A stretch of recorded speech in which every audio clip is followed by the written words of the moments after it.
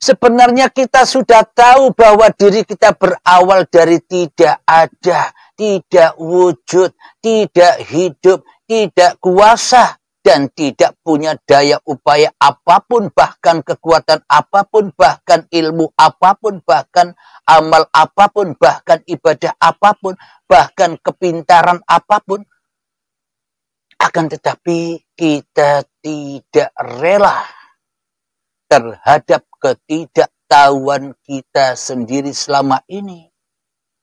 Kita tidak rela mengakui bahwa kita ini Adam, ora ono.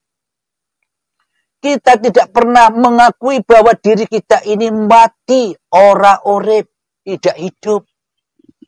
Kita selama ini tidak pernah mengakui bahwa kita ini tidak wujud. Kita selama ini ngaku-ngaku wujud, pengerane ra wujud, kebalik imannya. Kita selama ini tidak mau mengakui di dalam hati kita bahwa kita ini tidak kuasa, melainkan kuasa Tuhan. Kita tak mau mengakui bahwa kekuasaan apapun yang kita perbuat itu adalah perbuatan kita sendiri. Dan kita tak pernah mengakui di dalam hati kita bahwa semua itu khairihi wa syarrihi minallah. Wallahu khalaqakum wa ma ta'malun. Allah lah pencipta dirimu dan Allah lah juga pencipta apapun yang kau perbuat. Tapi kita tidak mau mengakui bahwa semua itu dari Allah. Kebaikan buat Allah, keburukan buat aku. Berarti kita ngaku-ngaku jadi Tuhan juga. Tuhannya keburukan. Allah Tuhan kebaikan. Kita Tuhan keburukan. Apa bedanya kita ngaku-ngaku jadi Allah selama ini, tapi ra kroso. Coba kita pahami, coba kita hayati, coba kita singkap rahasia siapa diri kita sebenarnya. Alhamdulillahirabbil alamin. Sesungguhnya kita tahu bahwa kita ini Adam rawono, bahwa kita ini rawujud, bahwa kita ini raurip, bahwa kita ini rakuoso, bahwa kita ini tak bisa apa-apa, tak berkuasa apa-apa, tak bisa berkehendak apa-apa, tak punya kekuatan apa-apa. Tapi kita sembunyi dari pengetahuan kita yang nyata itu.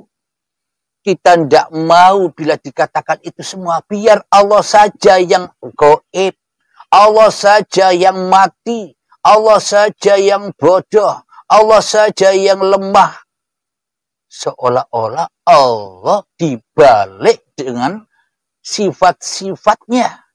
Allah dibalikkan sifat-sifatnya, ditaruh di dalam sifat kemanusiaan. Allah dibalik, ditumbangkan, ditaruh di dalam sifat muhal-muhalnya Allah sendiri. Sedang kita menduduki singgah sana sifat wajibnya Allah selama ini. Merasa diri kita lah yang wujud. Merasa diri kita lah yang hidup. Merasa diri kita lah yang berkuasa. Seolah-olah kitalah yang bisa melakukan apa-apa. Kitalah yang bisa berstatus siapa-siapa. Allah rabi sopopo. Coba Anda hayati. Kita hayati bersama. Bila Allah tidak bisa apa-apa. Bila Allah tidak bisa memerankan siapa-siapa. Lalu buat apa Anda sembah? Lalu buat apa kita sembah dan kita sibuk mencarinya? Bila Allah tidak ada gaib di hati Anda. Ini kan sama halnya mencari jarum di tumpukan gunung jerami. Ya muhal bisa ketemu. Wong akidah iman kita sudah mengikuti iman akidahnya iblis dan setan, kok cari-cari Tuhan yang ditiadakan oleh iblis dan setan. Sementara yang diadakan, sementara yang diwujudkan di dalam hati kita masih Tuhan iblis dan Tuhan setan di hati kita. Ingat ini bahwa Anda, kita semua itu tahu. Hakikatnya tahu, sebenarnya tahu. Kalau kita tidak tahu, Allah tidak akan mengatakan begitu. Tidak akan mengabadikan begitu. Saya baca lagi biar tegas. Wahai manusia, sembahlah Tuhanmu yang telah menciptakan kamu dan orang-orang sebelum kamu agar kamu bertakwa. Takwa itu apa? Goib, kembali, Adam, Rauno, mati. Itulah takwa bagi manusianya. Dialah yang menjadikan bumi sebagai hamparan dan langit sebagai atap bagimu. Dan dialah yang menurunkan air hujan dari langit. Lalu dengan hujan itu dia menghasilkan buah-buahan sebagai rezeki untukmu. Untuk siapa buah-buahan makanan di bumi ini? Ya untuk cikal bakal orang tua kita. Cikal bakal terciptanya kedua orang tua kita kan karena makan hasil bumi. Makan hasil buah-buahan, sayuran, padi, dan hayawan yang memakan rumput. Itu kan awal penciptaan diri kita. Diawali penciptaan calon-calon kedua orang tua kita dahulu. Maka dari itu di sini disebutkan agar kamu bertakwa. Inilah pemberitahuan bahwa Allah menciptakan kamu dan orang-orang sebelum kamu. Maknanya ya kedua orang tuamu. Dulu ya sama nasibmu dengan kedua orang tuamu. Nasib orang tuamu juga sama nasibnya dengan dirimu di dalam penciptaannya.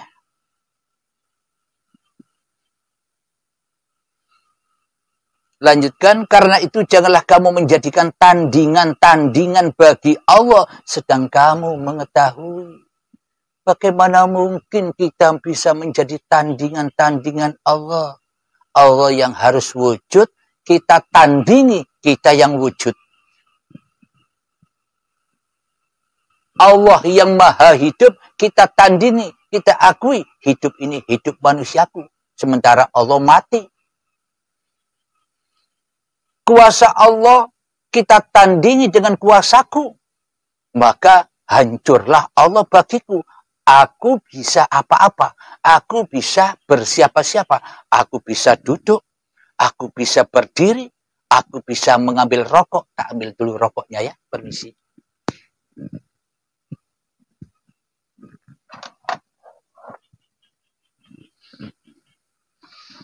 Biar ndak belangkemen. Ini mulutnya. Biar ndak capek sambil ngerokok. Mohon maaf ya sahabat-sahabat.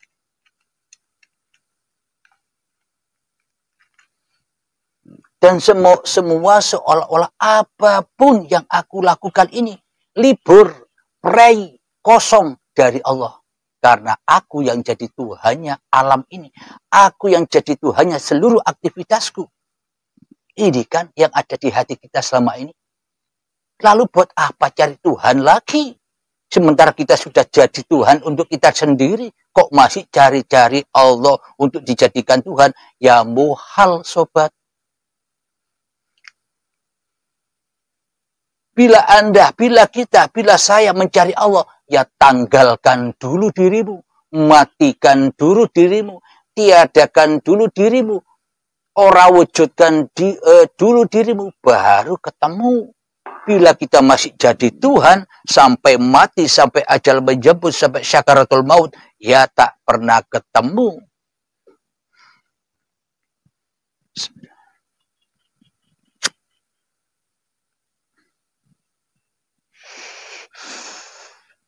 Alhamdulillah. Jadi istilahnya ngaji di sini nembaki apa? Nembaki kerajaan-kerajaan iblis dan setan yang ada di masing-masing hati kita. Tembaki sampai kocar-kacir hawa nafsu ini, sampai kocar-kacir pasukan-pasukan iblis dan setan di dalam hati kita. Supaya apa? Supaya kita bisa membidik seluruh pasukan-pasukannya agar jatuh, runtuh kekuasaan hawa nafsu kita. Kalau tidak mengaji begini, kapan kita bisa tertembak? Kapan kita bisa terbunuh? Sementara kita merasa yang paling ngerti, sementara kita merasa yang paling makrifat, ya sama halnya dengan iblis. Kata siapa iblis itu makrifat? Kan kata iblisnya. Kata siapa iblis itu makrifat? Kan kata orang-orang yang belum kenal Allah. mengatakan iblis lebih makrifat dari kamu. Iblis lebih makrifat dari manusia. Kata siapa? Ya kata iblisnya sendiri. Tapi kalau kata saya, bila iblis itu makrifat, ya seperti malaikat. Diutus sujud kepada Adam, diutus untuk tidak mewujudkan dirimu malaikat di hatimu, yang ada hanya aku. Maka iblis pun juga akan sujud seperti malaikat. Bila iblis itu benar-benar makrifat.